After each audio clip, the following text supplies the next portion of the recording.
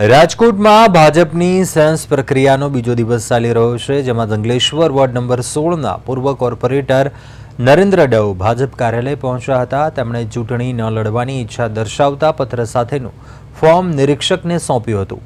Narendra Dove અત્યાર સુધી 3 term સુધી ચૂંટણી લડી ચૂક્યા છે અને જંગલેશ્વર વિસ્તારમાં થયેલા મેગા ડિમોલિશન દરમિયાન પણ ભાજપ સામે પોતાની નારાજગી વ્યક્ત કરી હતી. મેગા ડિમોલિશન બાદ તેમણે ચૂંટણી ન લડવાનો નિર્ણય લીધા હોવાનું જણાવ્યું હતું.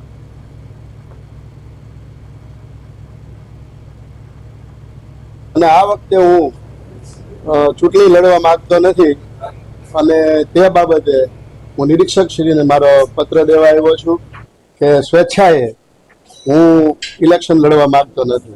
મારે બે ટર્મ હું અગાઉ લડ્યો છું, 2005 થી 2010, 2010 થી 2015.